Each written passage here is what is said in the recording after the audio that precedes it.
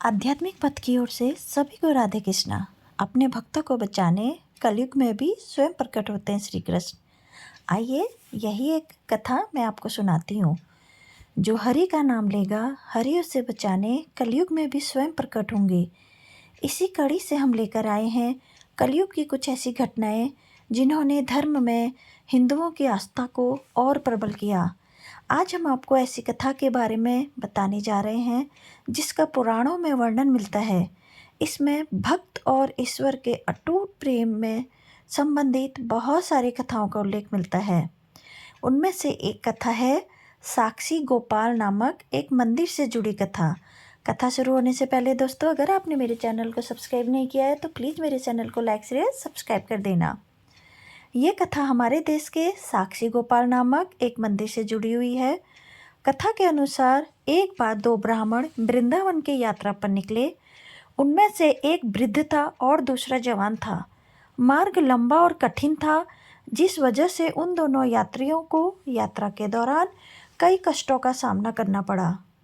उस समय आज की तरह रेलगाड़ियाँ और बसों की सुविधा उपलब्ध नहीं थी। यात्रा के दौरान युवा ब्राह्मण ने वृद्ध व्यक्ति की खूब मदद की थी, जिसकी वजह से वृंदावन पहुंचकर उस वृद्ध ब्राह्मण ने कृतज्ञता जताते हुए कहा कि हे युवक, तुमने मेरी खूब सेवा की है। मैं तुम्हारा अत्यंत कृतज्ञ हूँ। इस सेवा के बदले में तुम्हें पुरस्कार देना चाहता हूँ। पर उस युवा ब्राह्मण ने पुरस्कार लेने से मना कर दिया, जिसके बाद वृद्ध व्यक्ति हठ करने लगा। फिर उस वृद्ध व्यक्ति ने अपनी जवान पुत्री का विवाह उस ब्राह्मण युवक से करने का वचन दिया।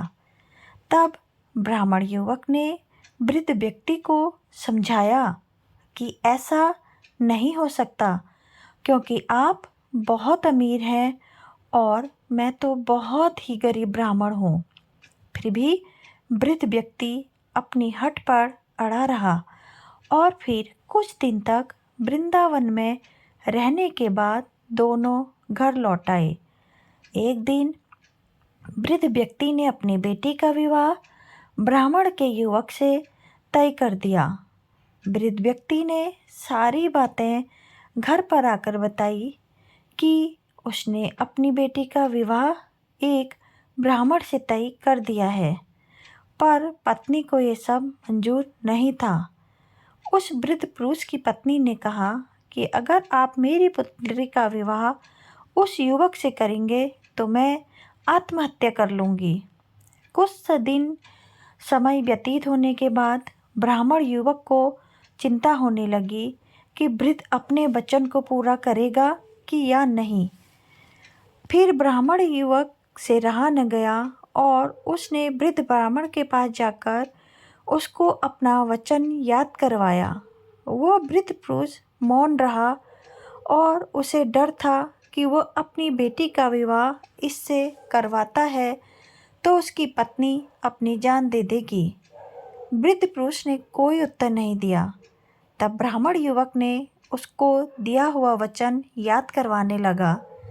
तभी वृद्ध ब्राह्मण के बेटे ने उस ब्राह्मण युवक को यह कहकर घर से निकाल दिया कि तुम झूठ बोल रहे हो, तुम मेरे पिता को लूटने के लिए आए हो।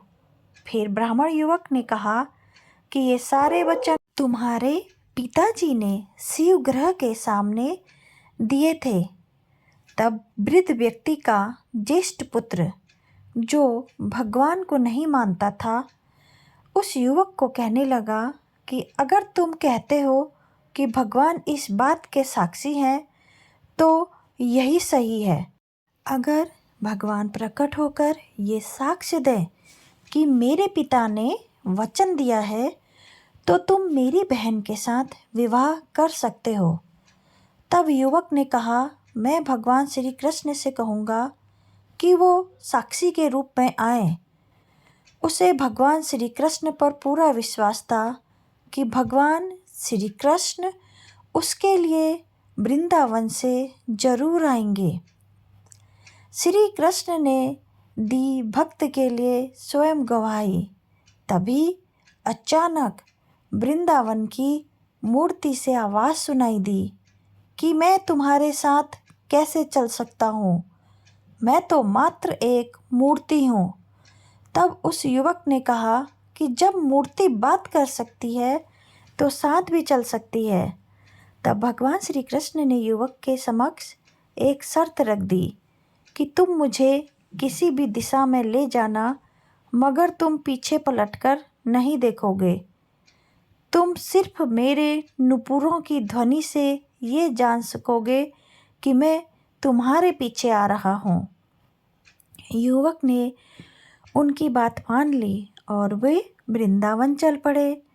जिस नगर में जाना था वहाँ पहुँचने के बाद युवक को नुपुरों की ध्वनि आनी बंद हो गई।